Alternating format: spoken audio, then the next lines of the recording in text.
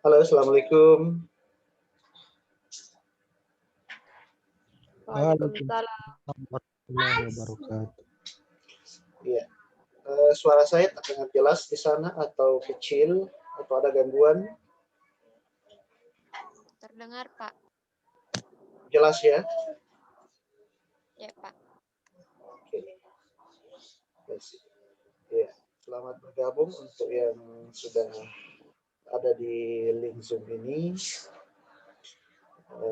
Aiman Muhram, Alifka, Ayudia, Septianiko, Suryani, Asfirda, Ahmed, Asrawati, Akrah, Vera, Muhammad Rafli Alam.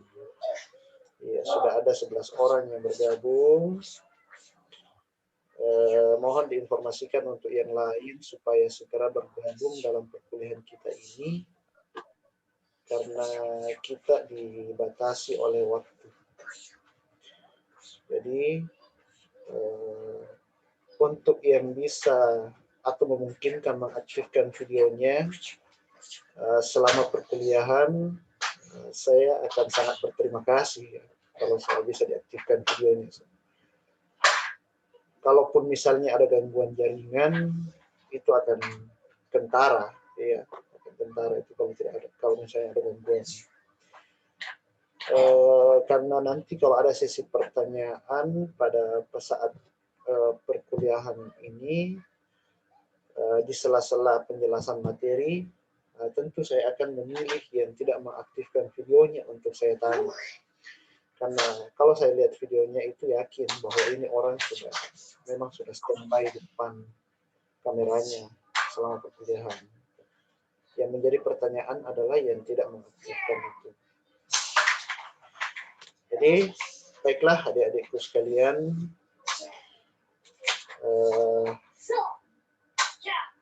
mahasiswa AP34 semester 4 ini kita bertemu kembali pada perkuliahan kita di semester 4 ini sebagai kelanjutan dari mata kuliah sebelumnya. Jadi mata kuliah kemasukan informasi atau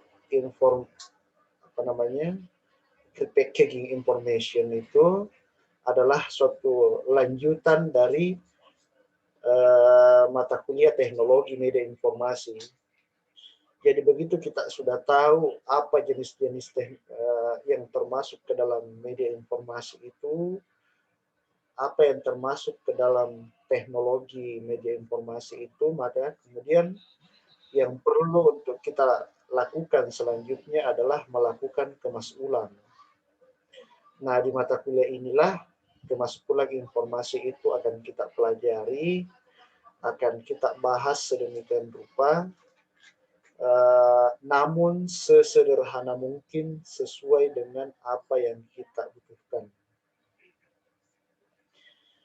Nah, perlu saya sampaikan juga untuk adik-adik sekalian bahwa absensi untuk perkuliahan kita selama 1 semester ini kita maksimalkan akan dilakukan melalui Lentera. Hanya saja mungkin settingnya belum saya atur. Saya pikir sudah selesai ya, karena yang kelas lain sudah saya atur, ternyata kelas AP34 belum sempat saya atur. Terkait dengan perkuliahan yang lalu, minggu lalu itu, semuanya saya anggap hadir untuk yang minggu lalu. Jadi karena saya tidak sempat bergabung, saya tidak sempat Zoom karena kesibukan, makanya semuanya saya anggap hadir pada minggu lalu. Tetapi untuk minggu ini, saya minta sebentar setelah perkuliahan kita ini berakhir, atau setelah Zoom kita ini tutup, nanti adik-adik akan melanjutkan absensi secara mandiri melalui aplikasi Lentera ya. Jadi minta tolong diperhatikan itu, karena akan sangat berpengaruh terhadap penilaian kehadiran. Jangan sampai nanti di akhir nanti ada yang protes lagi, nilainya kok di bawah A, nilainya kok menghampiri C. Ya itu karena kehadiran yang berpengaruh. Jadi nanti tolong diperhatikan itu, karena akan berbatas waktunya nanti. Ya. Baik, sudah ada 21 orang, sembari kita menunggu yang lain untuk bergabung pada perkuliahan kita ini. Saya ingin tanya-tanya dulu, sudah dibacakah ini materi-materi yang pernah saya kirim itu? Materi yang pernah saya kirim itu merupakan artikel yang ditulis oleh seorang peneliti. Apakah adik-adik sudah membaca atau belum? Coba Asmawati ini belum aktifkan videonya. Asmawati sudah membaca?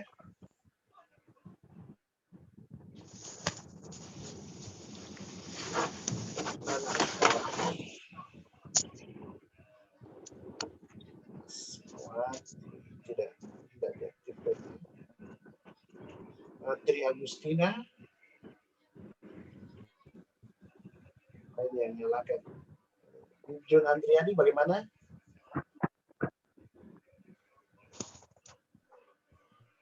Ya Pak. Sudah dibaca-baca materi yang saya kirim? Iya Pak. Oke. Apa itu kemas ulang, Jun, menurutmu? Jadi kita langsung saja bahas ya tentang kemas ulang itu apa. Menurut Jun Andriani kira-kira apa itu kemas ulang informasi?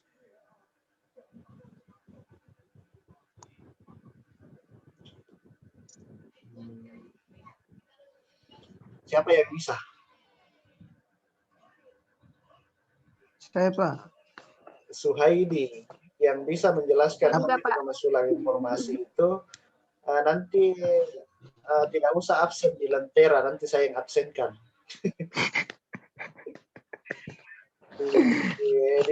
Tulis saya namanya sebentar, Suhaidi di WA, nanti saya absenkan di Lentera. Oke, apa itu Suhaidi? Oh, no. Kemas ulang informasi itu adalah mendaur ulang informasi atau mentransformasikan informasi dari suatu bentuk informasi ke bentuk yang lain. Oke.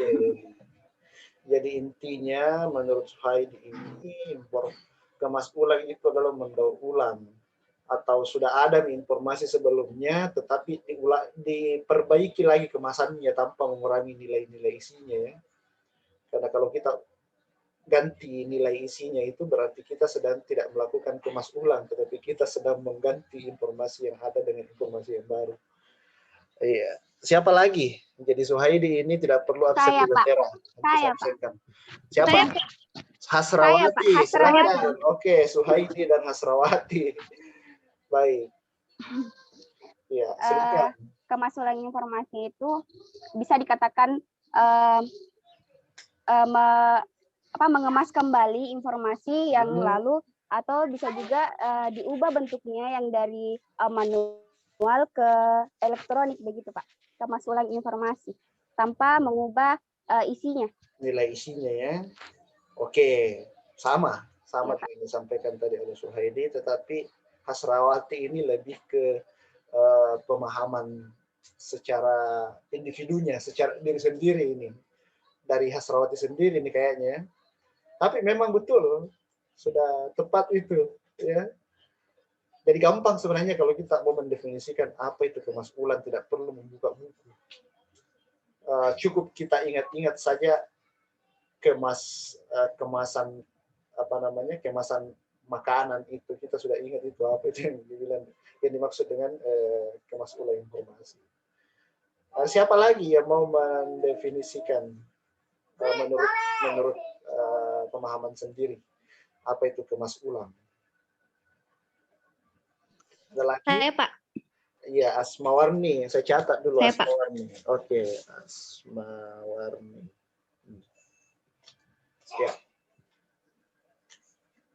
Jadi kemas ulang informasi adalah mengemas kembali informasi, misalnya dari satu bentuk ke bentuk lainnya, seperti dari media kertas ke media elektronik, yaitu dalam bentuk file digital, ataupun mentranslate ataupun menerjemahkan bahasa dari suatu buku misalnya menjadi ke bahasa lain, seperti itu Pak.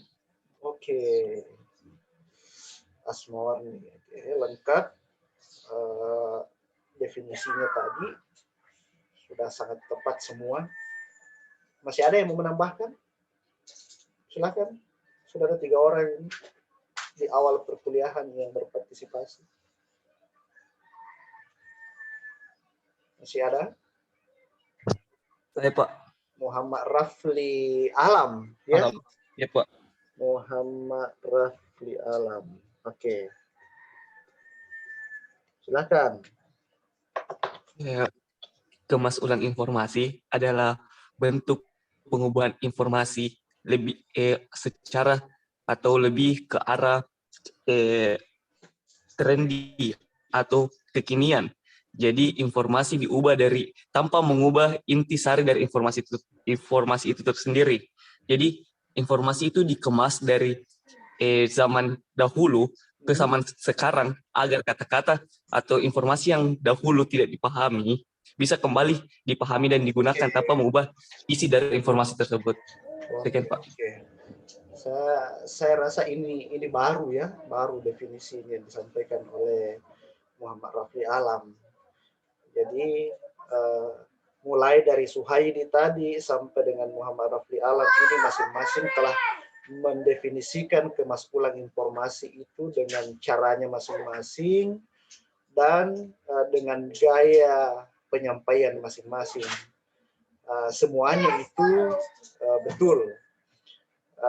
Yang terakhir ini Muhammad Rafli Alam katanya mengemas informasi itu juga salah satunya adalah dengan mengubah sebuah informasi yang dulunya mungkin susah untuk dipahami menjadi lebih mudah untuk dipahami, baik itu dari segi bahasanya ataupun dari segi tampilannya, begitu ya Muhammad Rafli. Jadi kita boleh mengubah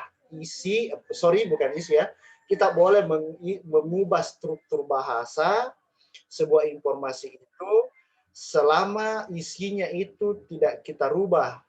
Tujuannya hanya untuk memudahkan orang lain untuk memahami informasi ini. Begitu maksudnya, Rafli? Betul, Pak. Iya, Pak. Oke. Ya, jadi selama kita tidak mengubah isi ya, isi itu maksudnya esensi maknanya sebuah informasi ini. Tetapi jangan sampai semua jenis informasi itu kita ubah seperti yang disampaikan oleh Muhammad Rafli Alam tadi, ya.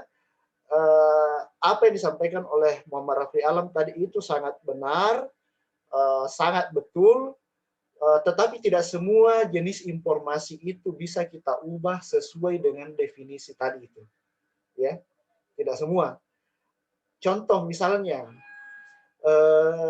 sebuah informasi yang dalam bentuk ilmiah, informasi ilmiah itu kita ubah kata-katanya, tidak boleh, ya. Kalau informasi ilmiah itu yang kita boleh ubah itu adalah tampilannya, kemudian cara kita medianya itu boleh kita rubah. Tetapi isinya, struktur bahasanya tidak boleh kita rubah. Beda kalau informasi yang sifatnya informasi populer. Misalnya cara membuat masakan yang enak dari daun singkong, cara membuat masakan yang enak dari dari daun kangkung misalnya. Nah, informasi dari satu sumber tersebut bisa kita olah lagi bahasanya itu dengan bahasa yang lebih menarik, karena dia bukan informasi ilmiah. Nah, sebentar ini kita akan membahas terkait dengan apa sebetulnya jenis-jenis informasi itu, supaya kita bisa lebih mudah mengenali informasi yang satu diubah menjadi informasi yang seperti apa. Jangan sampai kita tukar-tukar, jangan sampai kita salah dalam mengemas informasi itu bukan pada tempatnya. Nah, kita akan membahas materinya ya. Ini sudah cukup, ada 4 orang yang tidak perlu absen sebentar secara mandiri, nanti saya absenkan. Sebentar akan saya buka lagi sesi pertanyaan kalau ada waktu ya. Nah, saya akan share materinya dalam bentuk PPT. Nah, ini materi kita. Mungkin yang lain, mungkin ada yang sudah download ya. Sudah download materinya ini di Lentera? Atau belum? Sudah, Pak. Sudah, Pak. Oke, baik. Jadi sisa absennya belum bisa ya. Baik. Materi kita adalah kemas ulang informasi. Nah, coba kita bahas. Nah, sebelum kita membahas tentang kemas ulang informasi, maka terlebih dahulu kita ketahui apa itu informasi. Ini semuanya pasti sudah tahu bahwa informasi itu adalah suatu pesan, suatu berita, sesuatu yang disampaikan oleh pemberi informasi kepada si penerima informasi. Atau dalam kata lain, dalam bahasa yang sederhana, informasi adalah kumpulan data. Semua sudah tahu itu. Nah, ini definisinya menurut Julianto bahwa informasi adalah keterangan, pengetahuan, atau berita. Nah, sebelum kita melakukan kemas ulang informasi, terlebih dahulu harus dianalisis dulu ciri-ciri dari informasi itu.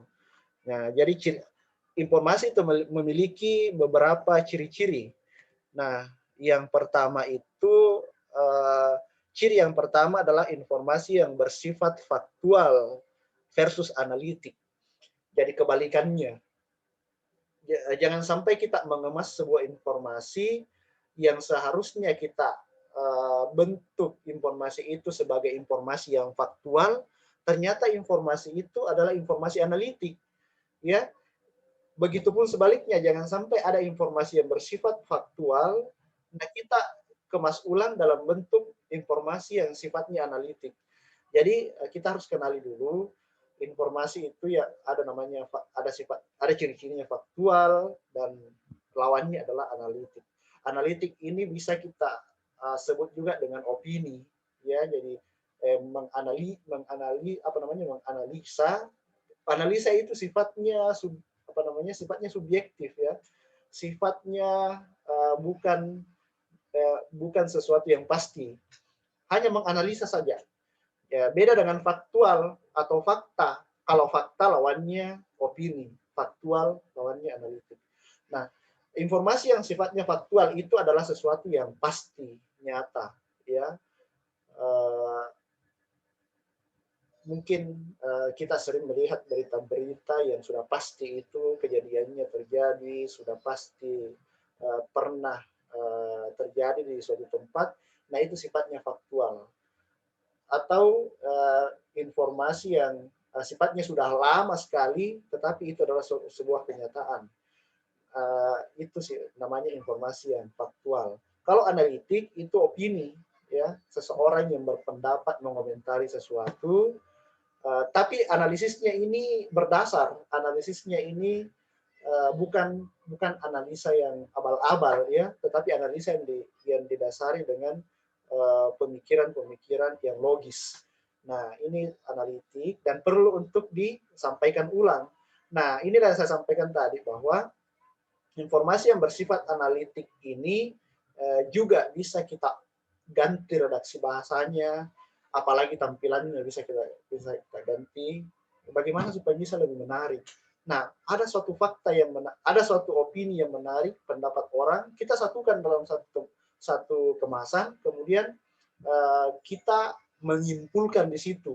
Oh, opini dari si A, opini dari si B, opini dari si C terkait dengan pandemi misalnya, itu sangat menarik. Nah, kita yang menyimpulkan di situ, kita menyimpulkan berdasarkan informasi-informasi tersebut di atas itu, kita juga ikut menyimpulkan di situ, itu masih disebut sebagai kemasan informasi itu, karena dikemas dalam bentuk yang bahasa yang berbeda, tetapi penyampaiannya tetap sama.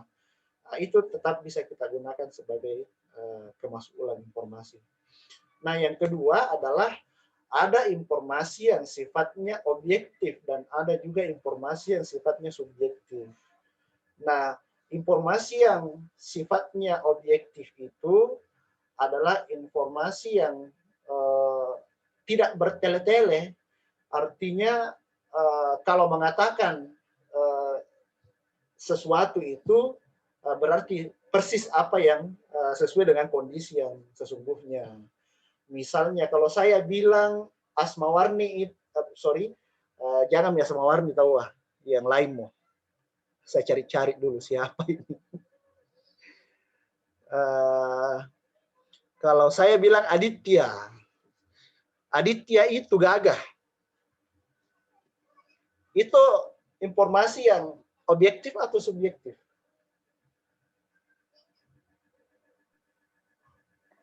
Yang Subjektif.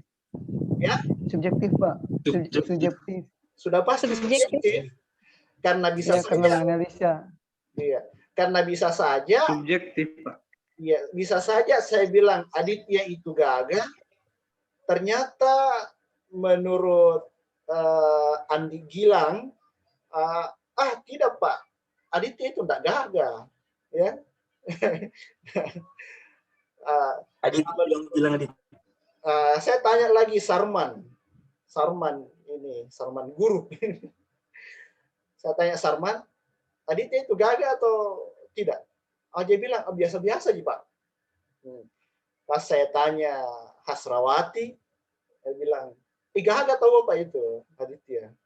Nah, itu kan subjektif. Jadi tidak sama semua pemikiran orang. Tergantung dari keadaan. Sudut pandangnya. Ya.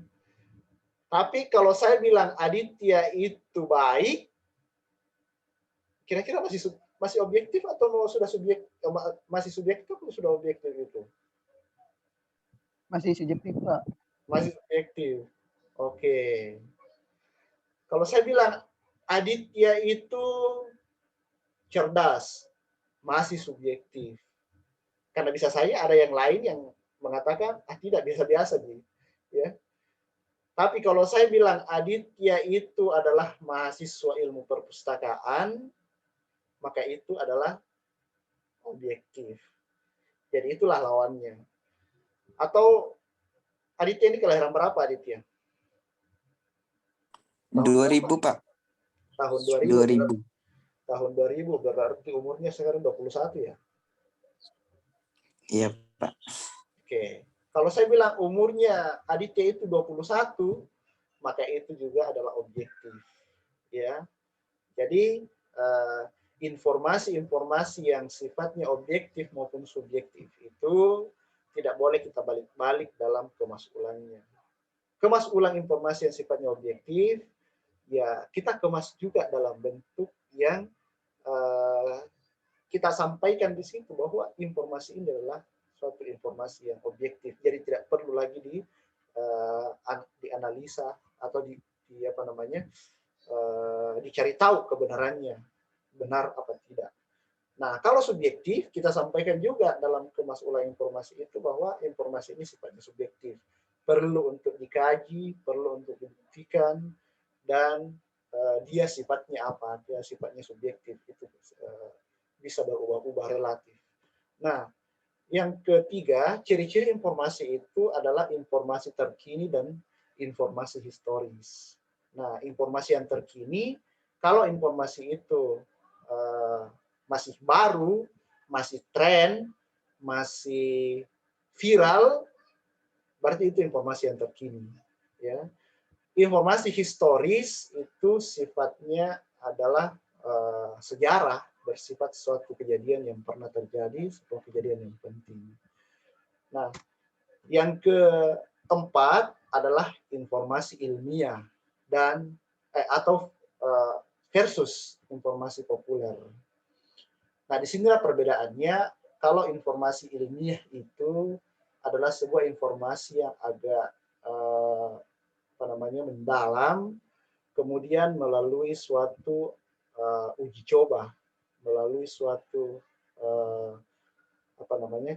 cara, metode ya, melalui suatu metode yang digunakan untuk sampai kepada keputusannya itu.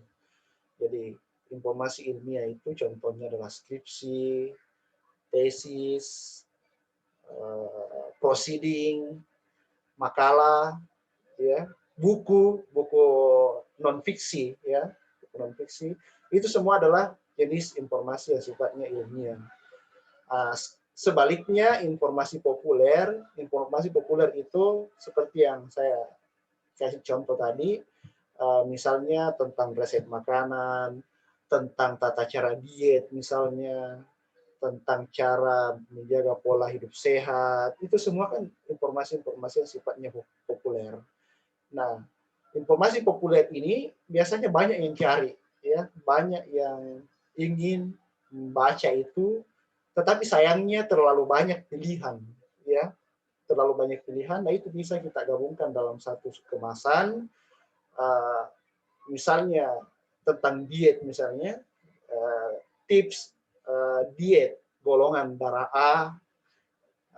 Ini kan satu informasi. Nah, kita gabungkan saja dalam satu kemasan itu ada nih tips diet menurut golongan darah A, golongan darah B, C, D. Ini kan menarik. Jadi tinggal satu saja yang diambil oleh si orang yang butuh informasi itu, langsung mereka bisa dapatkan semua yang ada di dalamnya. Tinggal mereka yang pilih. Jadi kita satukan informasi. Itulah jenis atau ciri-ciri informasi yang saya coba rangkum di sini. Masih ada lagi satu, informasi primer dan informasi sekunder. Informasi primer dan sekunder ini, ya, kita semua tahu bahwa informasi primer itu adalah suatu informasi yang sifatnya itu sangat penting, informasi yang menjadi suatu kebutuhan. Sedangkan sekunder itu adalah sesuatu yang satu tingkat di bawah primer, artinya kalau bisa ada lebih bagus lagi, kalau tidak juga tidak masalah karena sudah ada primer yang menutupi. Jadi perlu kita ketahui semua itu supaya kita bisa melakukan kemas ulang informasi dengan baik, melakukan kemas ulang informasi sesuai dengan kebutuhan dan sesuai dengan porsinya. Nah, sampai di sini ada yang ingin bertanya? Silakan. Saya, Pak. Siapa? Aditya, Pak. Iya, Aditya. Silakan, Aditya. Pak, apakah ribut? Pak, apakah kitab seperti Al-Quran ataupun Injil itu bisa dikatakan informasi atau tidak, Pak? Oke. Apakah kitab suci itu bisa kita sebut sebagai informasi? Jelas informasi.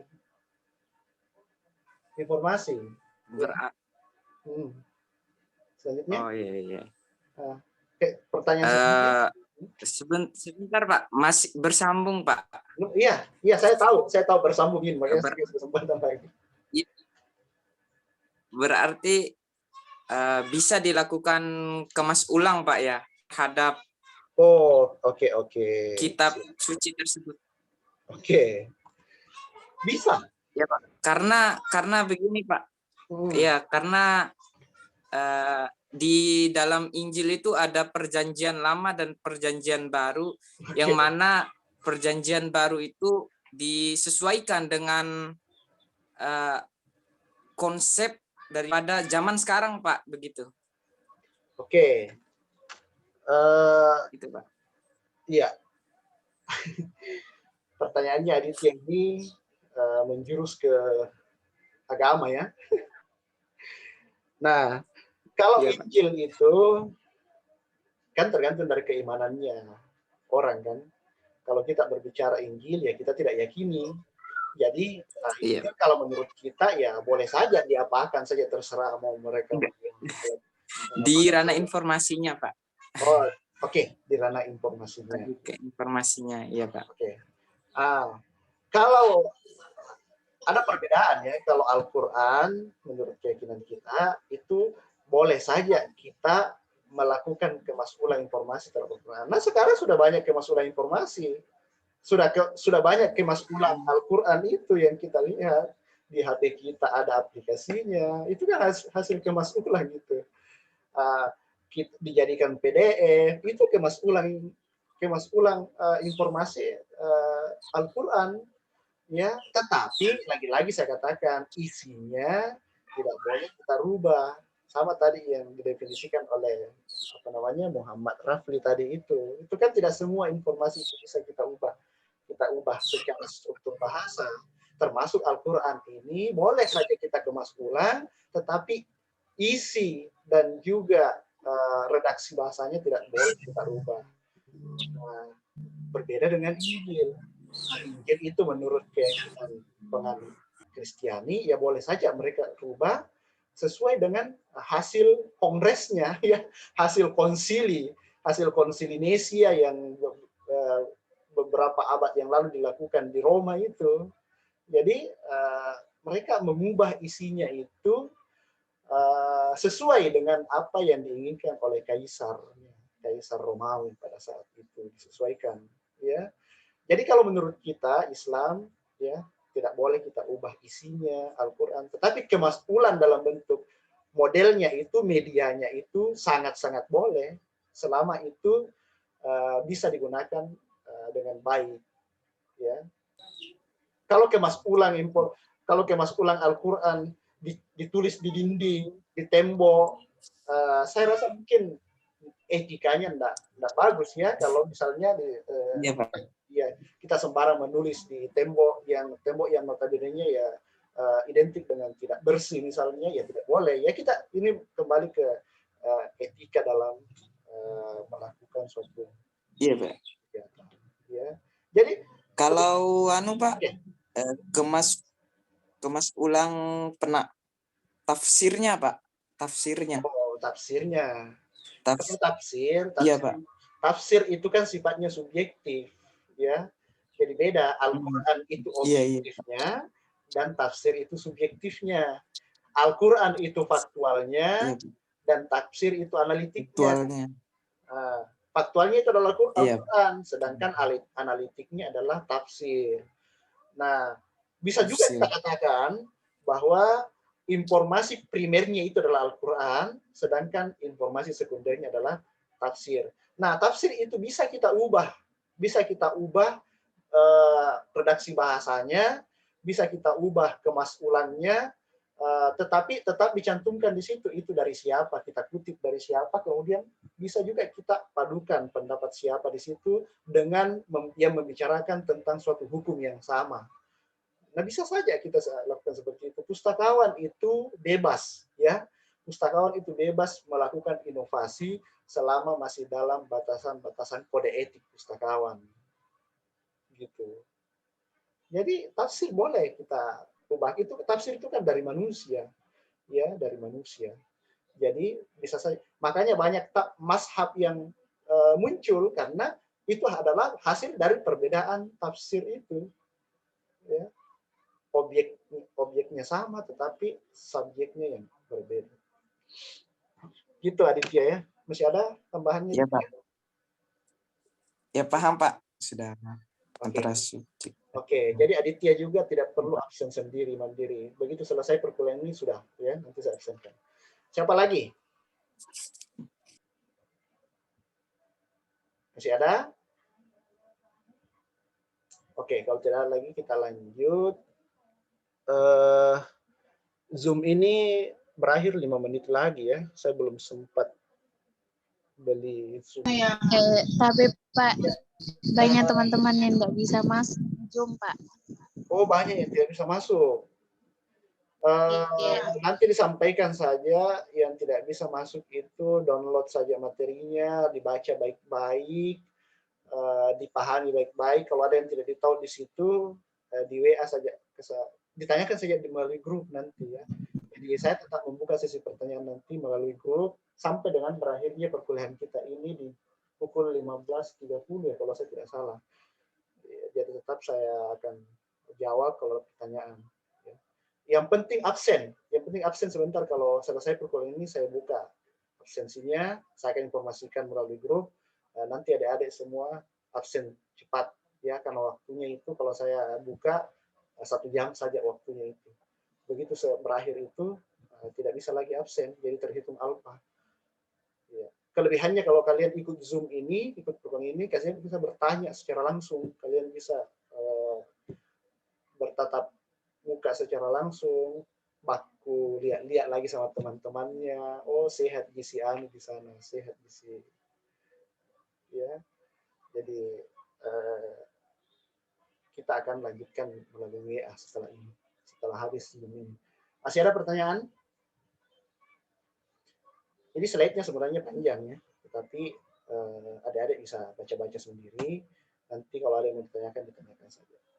Ya, jadi ini kemas ulang. Ini definisi kemas ulang ya, yang saya masukkan di sini, bahwa kemas ulang itu adalah suatu penataan ulang yang dimulai dari menyeleksi, kemudian menyeleksi berbagai informasi dari sumber yang berbeda, mendata informasi yang relevan, menganalisis, mensintesa, dan menyajikan informasi yang sesuai dengan kebutuhan pengguna. Jadi ujung-ujungnya adalah kebutuhan pengguna yang harus kita penuhi.